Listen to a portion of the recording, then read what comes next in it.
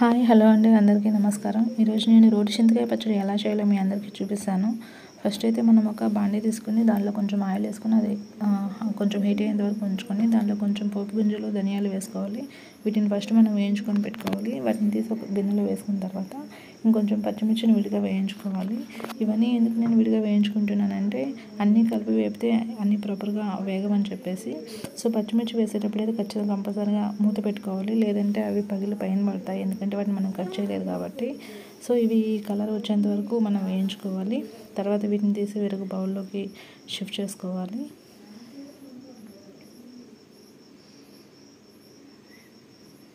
ఆ తర్వాత మనం టమాటాలను కూడా వేయించుకోవాలి. వీటికైతే ఫస్ట్ పైన మనం ఆ తొడమని తీసేసి అలా వేయించుకోవాలండి.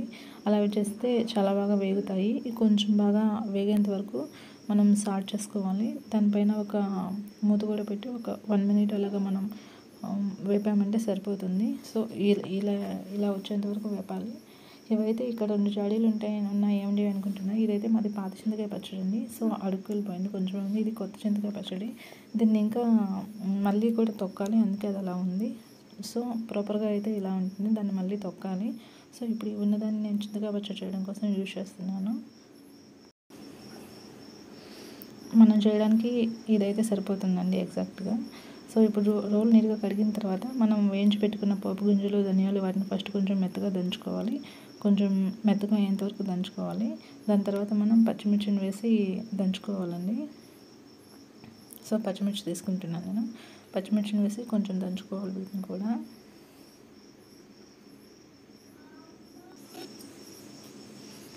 వీటిని కూడా కొంచెం బాగా మెరిగేంత వరకు దంచాలండి. ఆ తర్వాత ఆనియన్ తీసుకోవాలి. దీన్ని కూడా ముందే దంచుకుంటున్నాను, ఎందుకంటే తర్వాత అవన్నీ వేసిన తర్వాత దీన్ని దంచడం చాలా కష్టం. చూడండి ఇప్పటికే ఎలా జారిపోతూ ఉందో. సో కొంచెం చిన్నగా దంచుకోవాలి, లేదంటే పైన అంతా ఎగిరిపడుతూ ఉంటుంది. సో కొంచెం అలా కచ్చపచ్చగా అయ్యేంత వరకు దంచాలి దీన్ని.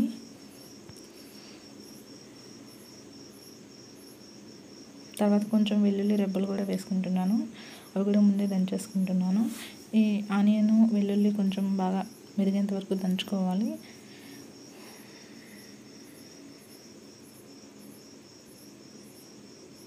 ఆ తర్వాత టమాటాలు తీసుకుంటున్నాను నేను. వీటిని అయితే వాటిలాగా దంచకూడదు, ఎందుకంటే ఎగిరిపడతాయి పైన. సో వాటిని జస్ట్ అలా ప్రెస్ చేయాలన్నమాట. కొంచెం ఆ లిక్విడ్ అంతా బయటకు వెళ్ళి కొంచెం స్మాష్ అయ్యేంత వరకు జస్ట్ అలా ప్రెస్ చేస్తుంటే సరిపోతుంది. ఇవి 3 బాగా మెరిగేంత వరకు కొంచెం అలా దంచుతూ ఉండాలి మనము.